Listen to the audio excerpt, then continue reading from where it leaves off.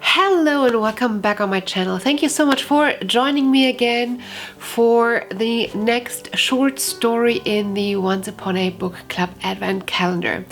If you're new here, hi, my name is Cece and I am opening up the 12 days of Bookmas that have been sent out by the Once Upon a Book Club.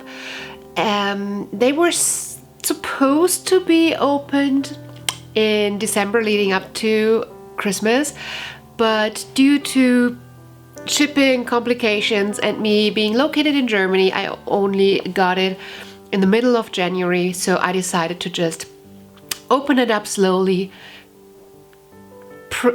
treasure the moment and read one story a week. So every week you can find me reading one story to you out of 12 short stories, and then we will be opening up the gift that comes along with the short story. So today we will be reading Day 4, An Adventure Through Literature. It's 17 pages. And on page 16 we have this little post-it saying open the gift now, and at that point we will be opening up day number 4. Let me just put it here to remind us of what's waiting for us. So let's dive right in. If you want more information on the box, go back and watch day 1. That short story, I can recommend that anyways. So far it's my favorite out of the short stories, but I've heard there's good stuff still to come. So I'm excited about that. If you have specific questions about the box, about the cost or whatever, let me know. I'm happy to answer everything, but so far I just want to concentrate on getting into the stories and getting to the gifts. So let's go. Get your favorite beverage, get cozy, and let me read you a short story.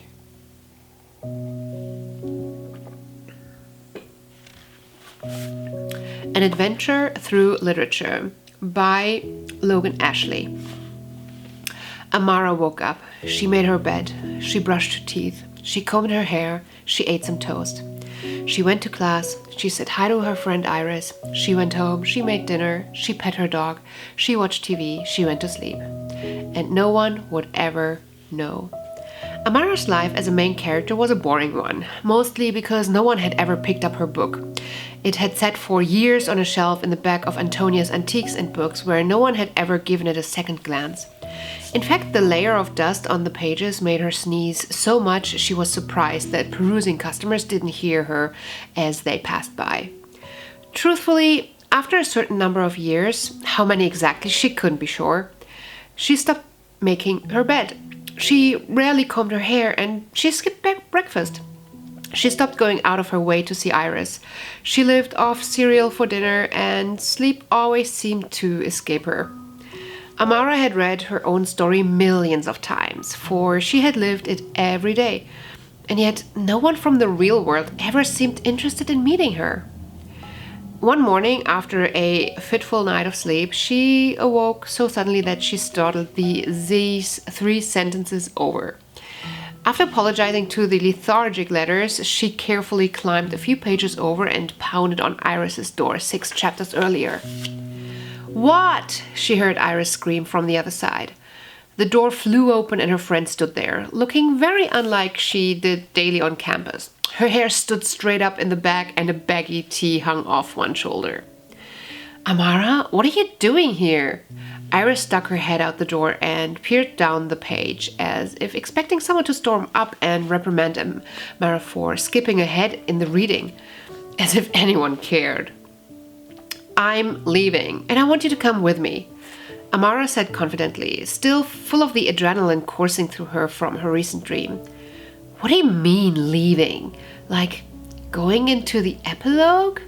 Amara and Iris had skipped the epilogue for the last decade, since there was never any point. "Nope, I am leaving the book." Iris stared at Amara for a few moments before bursting into tear-filled laughter. She clutched her sides and wept tears of joy at the joke her best and only friend had to be playing. After over a minute, Amara huffed, turned, and began to head back to her house to pack. "Wait, Iris muttered between giggles. What are you talking about? Seriously, I don't understand. Amara stopped with one leg over the page and looked back at her friend, unsure if she should bother explaining how she'd been feeling for years, of being unable to go through another day of monotonous repetition. Sighing, she replied, I'm leaving the book. I'm going to check out some of the other stories in the shop that can never seem to stay in stock. Haven't you noticed no one has so much as looked at us in years? Why? I want to find out, and ideally, I won't come back. It's not like anyone would ever pick up our book and notice anyway. She waited as Iris' eyes glazed over as she spoke, and she was sure her one companion wouldn't be coming with her. I just want to experience something different. I'm so tired of living every day exactly the same as the last. I would love to go on an adventure, to see something new, just once. She looked up, having gotten lost in her speech, to find that Iris was gone, having disappeared back into the house. Amara sighed and headed home, packing some bare essentials, a few random vowels and consonants she had lying around in case she needed a quick getaway, and wrote the instructions to taking care of Scrappy down quickly for the narrator. They always seemed to be able to predict what the dog was going to do next, so she wasn't too worried. Shutting the front door, she heard panting and footsteps coming up the drive. Oh, good, you haven't left. If you think you're going to talk me out of it, you're a little late, she huffed, turning around to find Iris lugging an overstuffed backpack up the walkway. She adjusted the straps that looked about ready to snap and smirked. I've been watching you take the same boring classes for decades. If I ever thought I was going to talk you out of something, I would have tried years ago. Amara cracked a smile. Hey, the history of the chair was actually really informative. Iris giggled and shoved her playfully. Okay, so how do we even get out of here? Amara had been so excited to just pursue her new adventure that she hadn't even considered that she had never left her book before. Didn't even really know how. I suppose we go up? Amara pointed to the text typed far above their heads.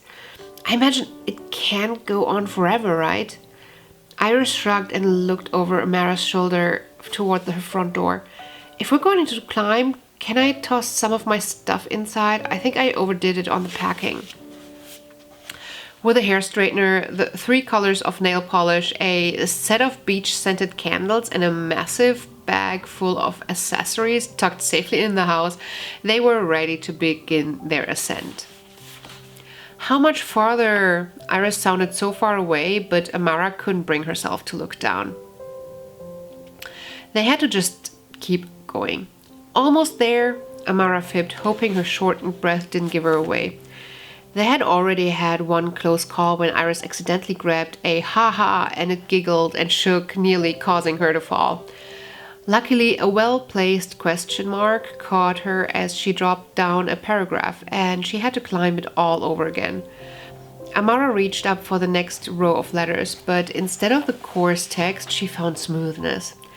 Craning her neck, she found fingers that caught the top of the page. Eager for a break, she pulled herself over the edge and laid on the top of her whole world, gazing at the strange sky above her. Dark brown with varying shades, she assumed this must be what real wood looked like. I'll have to take that history of paper class next, she thought, before rolling onto her stomach to encourage Iris down the page. Pulling her friend up, the two stared at their surroundings. Dark and mysterious, it had been so long since someone had opened their book, and they'd been able to see out the outside world that neither of them remembered which direction to go. I guess this way? Amara and Iris shrugged, running towards the back cover. They carefully climbed over the bound front cover and saw their immediate neighbor leaning into them, haphazardly shoved back on the shelf by the last patron who'd selected it. Do we knock? Iris said, unsure. Amara rolled her eyes, grabbed Iris' hand, and jumped, clearing the distance between the two covers and falling into the undiscovered pages. Coughing and standing up slow, Amara looked around at the strange new land they found themselves in. Lavish and well-kept landscaping led up the drive to the biggest building Amara or Iris had ever seen, complete with some of the most well-dressed people they'd ever seen. I knew I should have packed some of my evening wear, Iris muttered as she chased after Amara, who was walking hypnotically up the path toward the house. What are you doing? Iris grabbed her arm and pulled her in the shrubbery. These people have no idea where we've come from. They're in the middle of their story and you just want to go barging up and interrupting? Amara, who had rolled her eyes today more than she had in 20 years, felt them strain from overuse. What did you think we were going to do?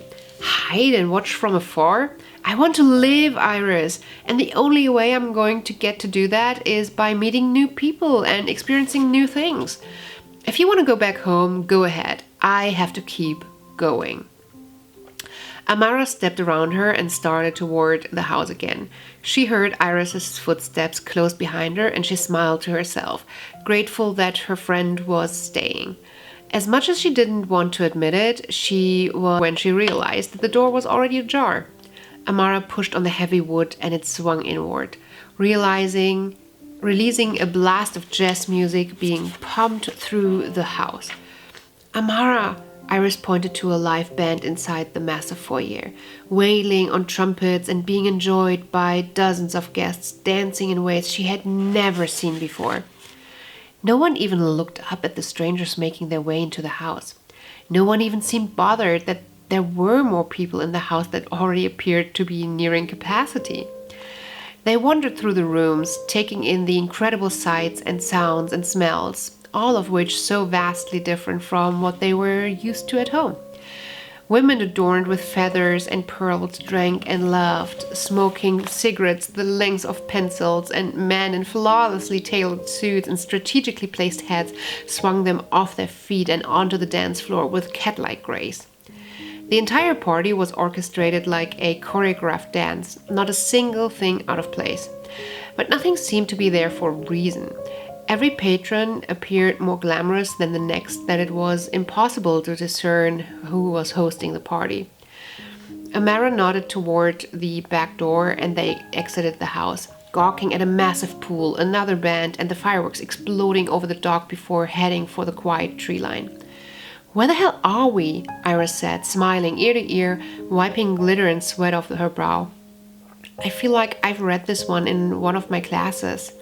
Amara stared at the house, light pouring from every window, people spilling onto the lawn to escape to gather into the trees, and then she saw him. There, she pointed toward the dock, watching a man reach his hand toward a faint light in the distance. It's Gatsby. We're in the Great Gatsby. While Iris frequently made fun of her for taking an abundance of classes instead of just finding one subject she liked, Amara had never found a subject she didn't enjoy at least a little. She always wanted to learn and explore new things, and it's not like anyone ever read their book to notice that she kept switching classes. She just changed the words a little, and no one was the wiser. She gasped, giddy, watching the green light spin at the end of Daisy's dock, realizing they had stumbled into one of her favorite novels of all time. Iris, we're in the freaking Great Gatsby, she said, turning suddenly to look for Nick Carraway in the direction she assumed was his house, remembering that he sees Gatsby reach his hand out toward the light. Yeah, you said that, you weirdo. I haven't read it. What happens? A lot? We're still at the beginning of the book. He hasn't even been reintroduced to Daisy yet. Amara points over her shoulder to him, still standing alone on the dock as the party raged behind him. He actually dies in a couple hundred pages. Aw, that sucks. Does he know? Iris looked at the man dealing with internal battles so much more complicated than his impending external death. I mean, probably. He lives his story over and over every day just like we do, I'd assume. Truthfully, I just feel bad he's in a never-ending loop of never getting the girl. That's gotta be horrible. Amara glances back toward the dock, realizing that maybe not everyone gets a happy ever after. At least they had that going for them back home. She sighed and looked at Iris.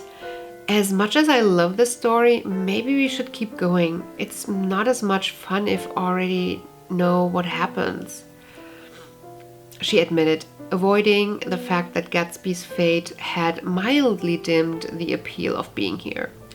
Iris snorted and let sarcasm saturate her words. "Oh good, we'll have to choose our next jump based on books you haven't read. That ought to be easy." Amara smirked and grabbed her hand, tugging her back toward the party.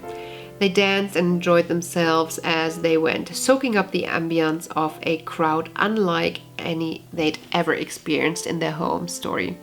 Finally, escaping out the front door, covered in confetti, they centered themselves once again and started climbing.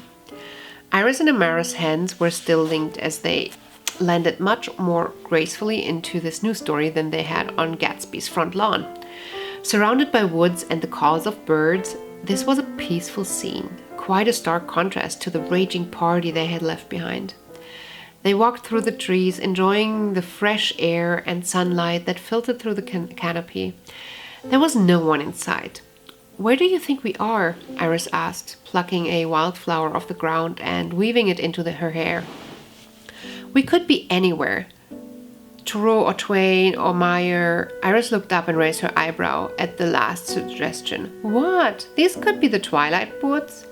Amara admitted there weren't enough conifer trees for them to be in Washington, but that didn't mean she wasn't going to secretly hold out hope there was a sparkling vampire running around nearby. Shattering the quiet, a scream echoed through the trees, followed quickly by a sharp boom from somewhere distant. Amara and Iris looked at each other's eyes wide. Oh crap. Amara hadn't read it in a while, but that cannon sound was so familiar, she slowly backed up toward the way they'd come. "Iris, I don't think we should be here," she muttered, much quieter than they had been talking only moments before. Amara looked toward her friend to see her staring up toward the treetops. Asleep and clinched to branch was Katniss Everdeen, the main character of the Hunger Games. "Oh God, we're gonna die here. What happens if we die outside our book?" Iris was panicking and in turn starting to shriek. Amara glanced back toward the base of the tree where she saw the careers, or the strongest competitors, asleep in the leaves, so far unaware of the intruders a few dozen yards away. "Iris, I need you to calm down. In a few minutes, Katniss is going to wake up and drop a nest of governmentally enhanced wasps on those kids down there. And we cannot be here when that happens." As she spoke, Amara watched the treetops for any sign of Rue, Katniss's partner in this scheme and a central character that drove the plot forward immensely. Unsurprisingly, there was no sign of her, as sneaking and staying unnoticed was her strong suit. "Damn, she's good," she thought. As they slowly backed up toward the way they'd come, Amara saw Katniss start to rouse.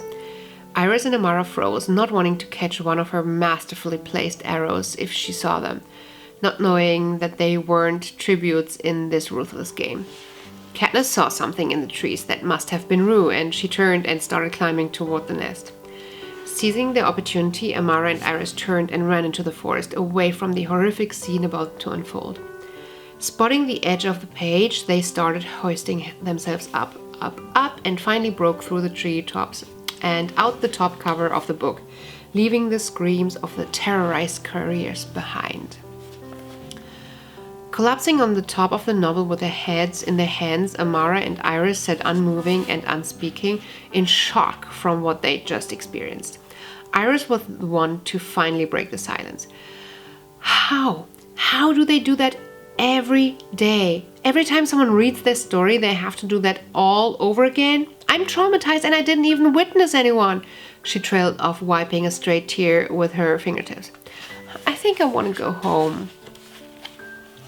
Iris, it was a bad experience. I'll give you that, but they're okay. That's the story they were giving. They might not like it, but they can't do anything to stop people from reading it, from experiencing it along with them. Amara's words did little to comfort her now fully sobbing friend. her only friend who had left all they had ever known to join her on this twisted ride that had just taken them through 2 stories featuring characters who are faced with immense trauma and grief. I'm not going to make you keep going with me, but I can go back. Iris looked up and stared at Amara, unsure of what she was hearing. Iris, I'm sorry, but I wanted to experience more than our boring and mundane life. We didn't do anything. No one read our stupid book because there wasn't any point.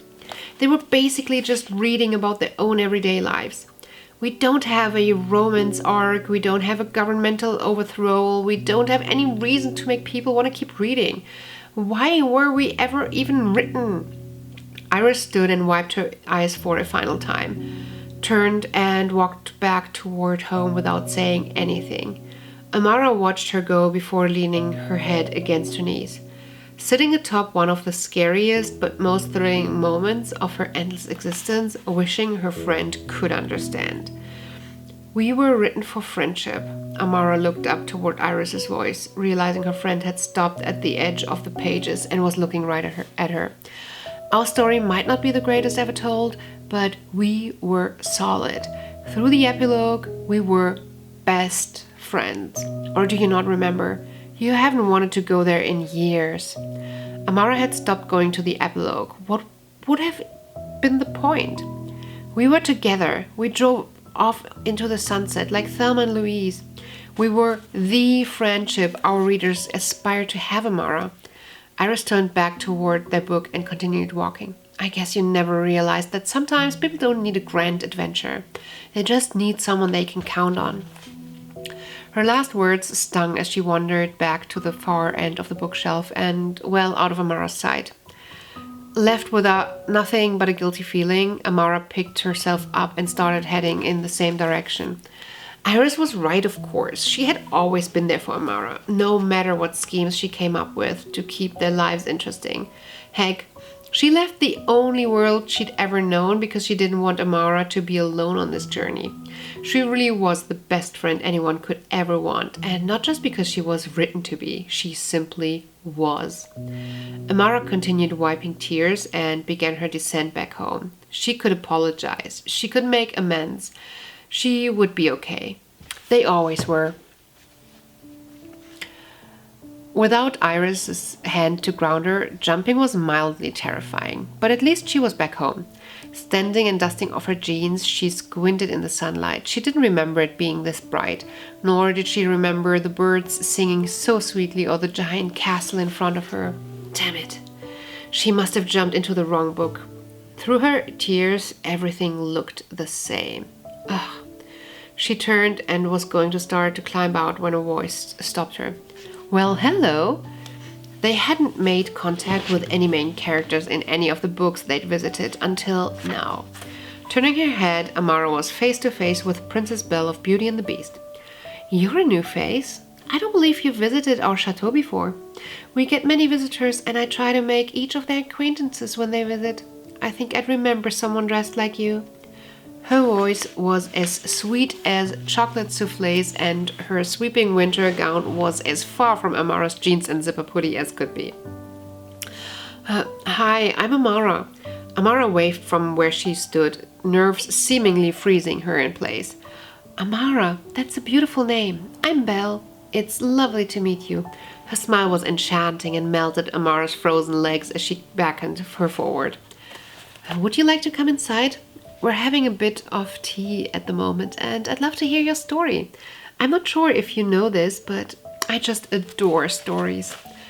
Belle led the way up the grand front staircase into a massive foyer where a plethora of housekeepers and tenants bustled around busily. Belle continued to talk as they entered the dining room, mentioning the names of each of the attendants who helped them get settled. Once the tea was served and they were treated to a decadent array of pastries, Amara began speaking. I'm sure it's obvious, but I'm not from here. Belle nodded, her undivided attention solely on her. I'm actually from a book down the shelf, and I left so I could explore some of the stories I've been able to read and enjoy for the last several years. My story was quite boring, and I wanted to experience something new. My best friend, came along with me, and we first entered the Great Gatsby. To this, Belle squealed. "No, you didn't! That is incredible!" She chimed through, though she carefully didn't ask any questions, allowing Amara to continue. "I truly was, but also a bit sad to see Gatsby still hanging on to the green light so strongly. It's been almost 100 years since the story was written, and yet he's always forced to hang on to something he can never have." Belle nodded solemnly, understanding. Next, we found ourselves in a forest, teeming with wildlife, and as we came to find out, danger.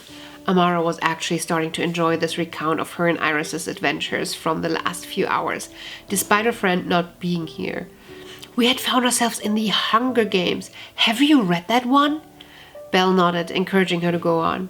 "We accidentally showed up at the scene where Katniss drops the Tracker Jacker's nest on the carrier, so naturally we had to hightail it out of there." At this point, Amara slows down, not sure if she wanted to share what had happened immediately prior to her jump onto Belle's front lawn. She took a deep breath and continued.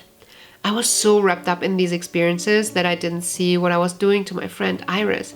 She didn't ask for this. She was completely fine with living our lives the way we were living them within the pages of our book. But she came anyway.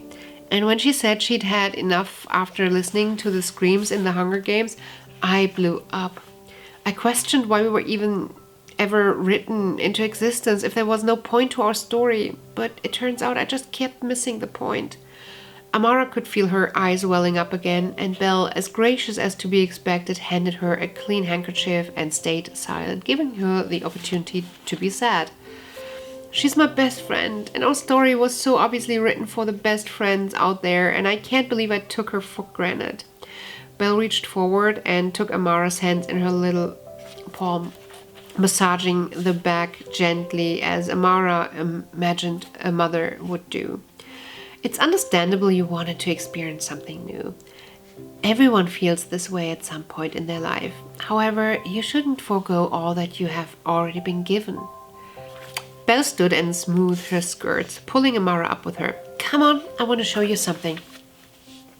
Belle guided her back through the foyer and pushed open a set of double doors on the opposite side of the entryway. There, before them, stood the grandest library Amara had ever seen, with multiple levels, ladders and stairs, nooks and crannies overflowing with literature.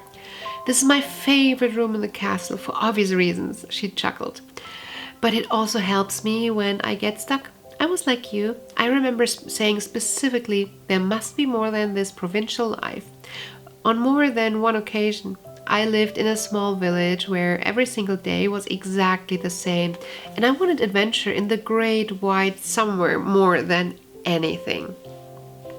Belle moved through the room and almost seemed to glow as she reached the center of it, bathing in the joy her collection brought her. "I had an adventure getting here. I truly did. I rescued my father and I saved a beast from himself. I did more in a few months than I had done the entire rest of my life. But then suddenly I found myself having a new life." As if on cue, the double doors opened once again and in strolled Prince Adam, formerly known as the Beast, clutching the hand of a young boy who immediately ran toward Belle. Clutched in his arms was a bundle of cloth and a beautiful baby, fast asleep. They stood in the center of the library, an image of absolute bliss. Confused, Amara stepped forward. "I'm sorry, but this didn't happen in your story. I've read it a dozen of times, and you don't have any kids. Do you have a happily ever after with Beast, and that's the cue for the happily ever after text to scroll? How did you do this?" Belle looked up from her baby's peaceful face to Amara's baffled one and smiled.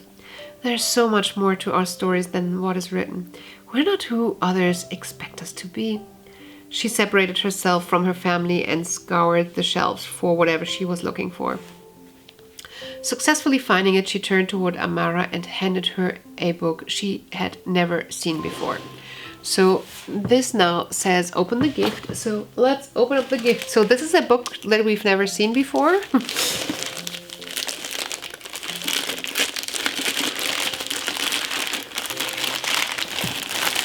Let's see. I'm quite excited. And we have seen it before, and we have actually read it before. It's The Dream Daughter by Diane Chamberlain. I have read this and I've enjoyed this. It wasn't my favorite, but yeah, I've enjoyed it. It sucks kind of that I already have this. Let's talk about this book after we finish the story. Isn't it funny how it says a book that I've never seen before, and I actually have already read it. I did not think that could happen with this book because I haven't read that much like adult contemporary or like straight up fiction before, so that was a good pick to actually find a book that I have already read. Read this. I read it recently and I really enjoyed it. I'd love for you to come back and we can discuss it. Perhaps start our own little book club together. She paused, then added, and maybe your friend would like to come as well.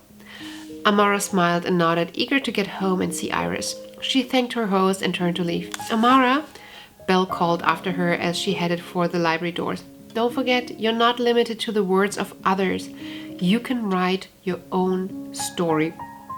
Amara's smile grew, said thank you once again, and headed out the front lawn where she began her ascent toward home.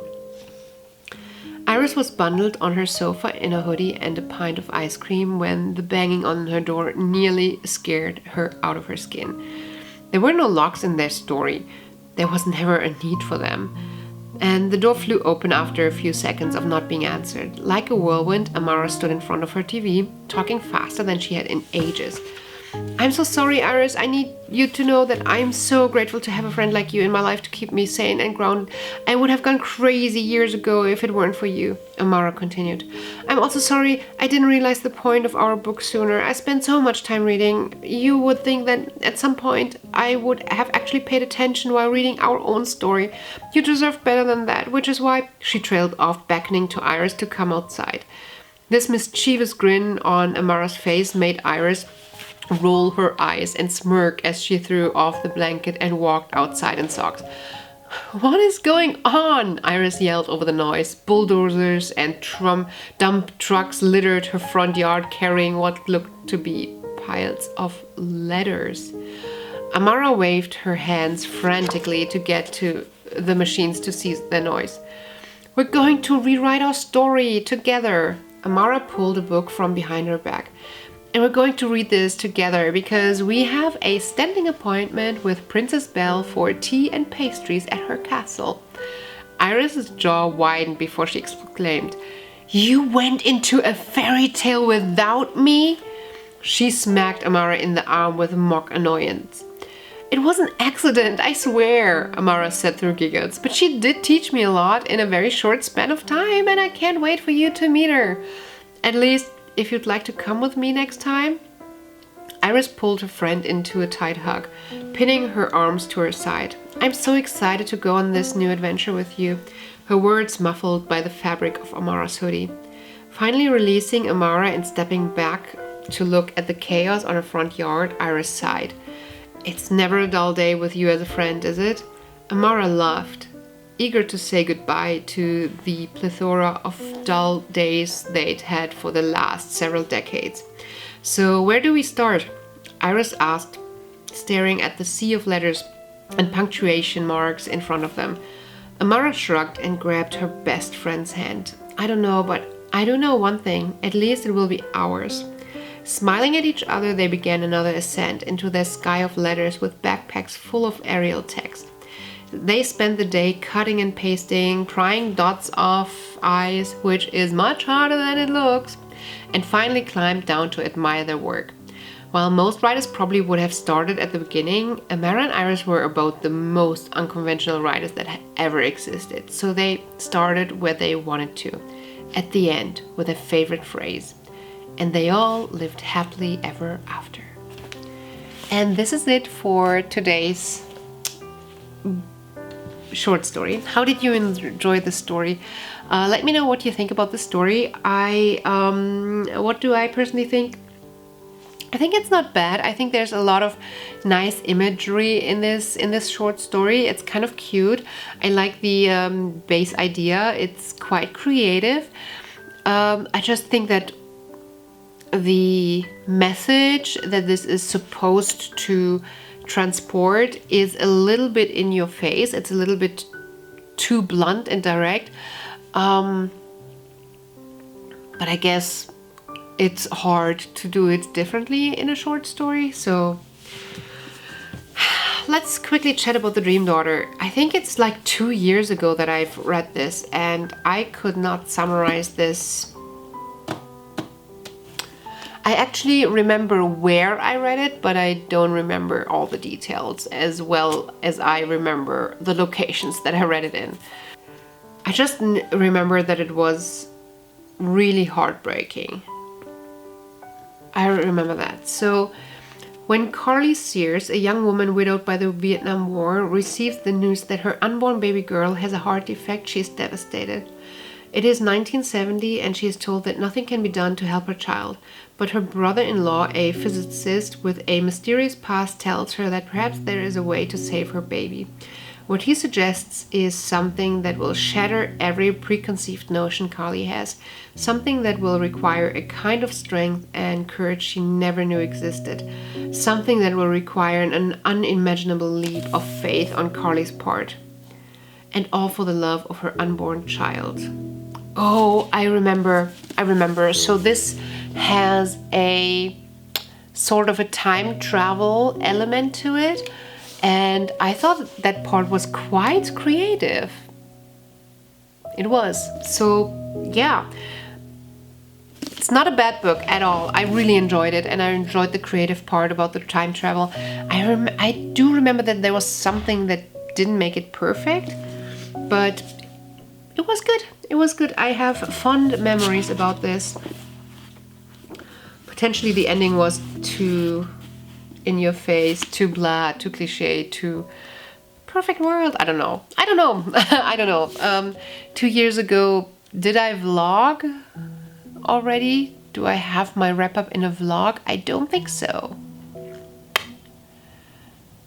No, I don't think I did. I might have a wrap up lying around somewhere. I don't know. I'll have to. I think that would actually be a good idea to check. I think I have some old wrap-ups that I never published, so I'll have to dig in there. All right, so this is it. And that's it for this video. Let me know how you enjoyed the short story. Let me know how you enjoyed me reading it. How did you like the book, the gift, and yeah, just let me know all your thoughts. I'm looking forward to it. Please make sure that you hit that subscribe button before you leave so you can be notified when the next one is coming up and we're going to be reading day 5. Or alternatively, you can just check out my playlist where you can just play all the days that I've already published, and you can just sit and listen to the short stories. If you'd rather just go and read while listening to some music, I have some nice options on my channel where you can just sit down and focus on reading for an hour and have a playlist playing. So far I have like ambience, chill, acoustic music, and then I have a playlist, a video, a 1 hour long video with indie pop and a 1 hour video with lo-fi, and I will most likely continue doing indie pop and lo-fi, so depending on when you're watching this, I might have a full playlist of indie pop or lo-fi to read for a couple of hours. So I hope you enjoy these, and I hope to see you back on my channel real soon. Until then, bye! Just loving this moment. Can we stay here forever? I'm loving this moment. Can we stay here together? If I could stop the